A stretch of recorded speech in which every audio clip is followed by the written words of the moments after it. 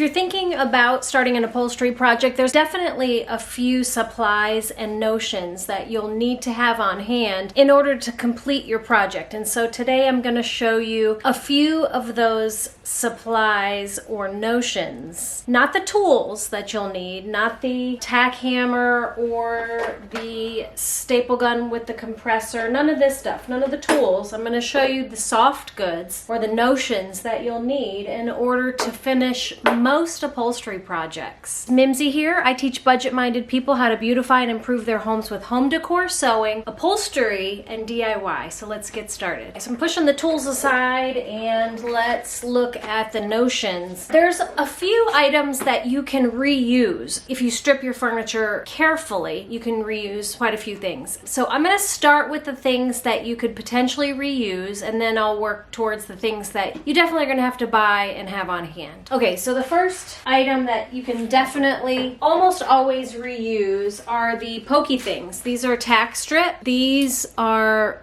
generally reusable. So this one is definitely used. You can see it's very bent. If you have new tack strip, I know I've got some new tack. Anyway, this is used. You can reuse this by just flattening it out, and you can lay this down and hammer it out and flatten it, and then straighten the teeth back out so they're perpendicular to the back of the tack strip. The second item that's usually reusable is some of the fabric that you pull off your chair.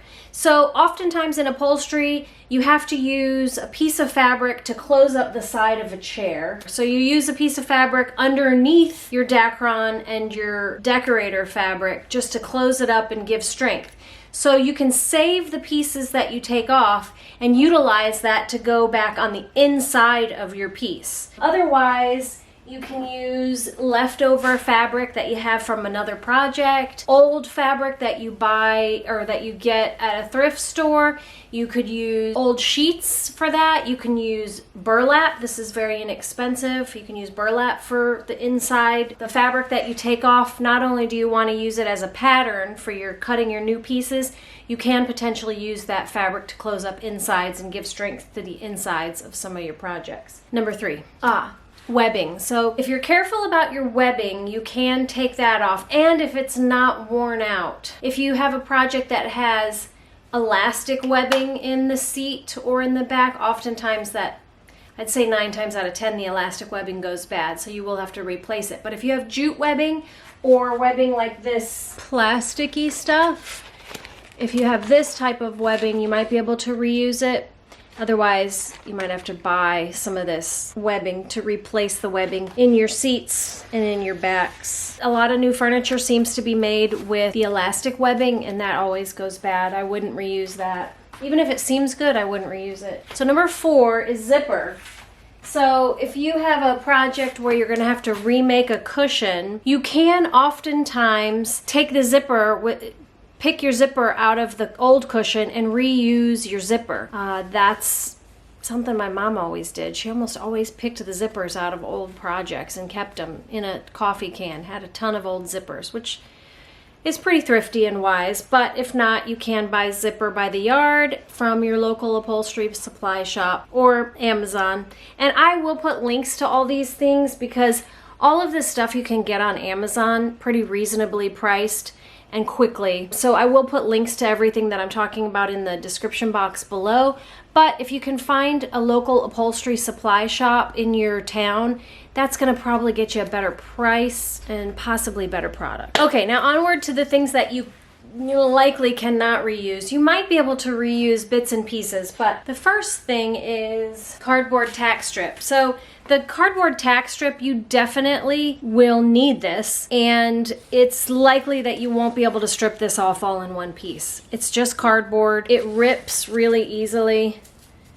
So likely not be able to reuse this. So you'll want to buy this. You can buy this at your fabric store. You can order it on Amazon from the link below, or you can go to an upholstery supply place. Then the next thing is flexible tack strip. Flexible tack strip is a little bit difficult to strip off without breaking it or just really bending it beyond repair. I suppose if you were really careful, you might be able to reuse it, but it would be easier to just tear it off and then buy new. So this flexible tack strip as well as the pokey tack strip, both of these items are used to close up your upholstery projects. So if you're doing an upholstery project that's really simple, like this chair that I'm getting ready to do for my beginner upholstery course, depending upon what type of a chair or what type of a piece of furniture, you may not even need any of these at all. And if you want to see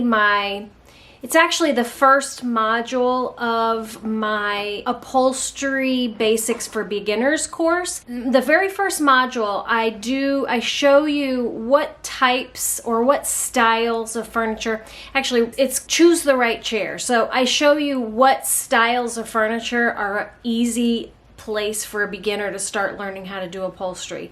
I show you what styles are not and why. So if you want to see that video, you can click on that video in the link below. I created that. It's actually module 1 of my course, and I'm going to go ahead and link it in the description box below because I think it's really helpful for somebody who's a beginner upholsterer to know where to start, or to know if that piece of furniture that you have, that you've been saving in your garage or you picked up and you've been holding on to know whether or not that piece is appropriate for a beginner upholsterer. So if you want to look at that, you can click the link on that and watch that video. It's in the description below. The next item is Welt cord. So this is Welt cord, and you can buy it on a roll like this.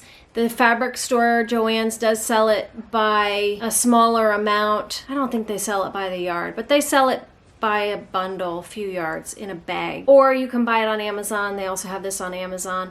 But this is something that you could possibly reuse. You would have to strip the old fabric off of it in order to get a hold of just the cording. It would be a lot easier just to order some new. And then cambric. This is a very inexpensive fabric. It's hardly even fabric, but this is what's used to close up the very bottom of your upholstery projects, the underneath side of your chairs and your furniture. This is really inexpensive, but it's really hard to strip off nicely. You can do it if you pull your staples out, pull them all out, then you can reuse cambric. Probably should have put this at the beginning, but it's also really inexpensive, so to buy it is probably easier and faster. It just makes your project faster. Another thing that you can probably reuse, but it is important to have a little bit of loose batting. You might need this just to stuff into the corners of your cushions, or to possibly just fluff up the inside corner of your arm. Sometimes you just need a little bit of loose polyfill in order to just puff up a little spot. And the last thing, one more thing before I get to the last thing, and that's upholstery thread. You definitely want to use upholstery thread in all your upholstery projects if you've got sewing to do on your cushions and things. It's just a lot stronger, and you can buy the cone like this. This is Tex 70, I think. Or you can buy a small spool of Gutermann, or the type at the fabric store, upholstery thread, which will be probably maybe a Tex 40, but anyway, it'll say upholstery thread on. Okay, and the last item, which is a lot of times very difficult to reuse, is Dacron. It's upholstery batting, which is different from quilter's batting. Upholstery batting is a higher loft. Even if you buy upholstery batting and it says that it's high loft, it's still not quite as high loft as upholstery Dacron. And the reason why you want to potentially not reuse your Dacron is because it really gets squished down. You can reuse it, and I have reused it, but you definitely want to have Dacron on hand for your cushions. For sure, you want to put new Dacron on all your cushions. It's so much nicer to have a fresh layer of Dacron, so that it's not squished down or lumpy or flattened. The only other thing that you might need is foam, but that's something that you'll have to order special for each project if you need new foam. And that would definitely have to come from an upholstery supply house, or you can order from some of these foam supply companies that will even Dacron wrap for you. That's something, I should make a video on that. The cushion companies that do cushions for you. Yeah, I think I'll do that. If you think of something or if you know of something, by all means put it in the comments below so that everybody can see what additional items they may need for an upholstery project. And as I mentioned, I do have a course called Upholstery Basics for Beginners, and it's starting with a very simple style chair to upholster. It's a Louis style chair, which does not require a whole lot of supplies. So if you're interested in that course, I will put a link to the course in the description box below. And if you want to see that module 1 from the course that is called Choose the Right Chair, you can check that out below as well. I'll put a link to that in there and you'll get a little sneak peek of the course.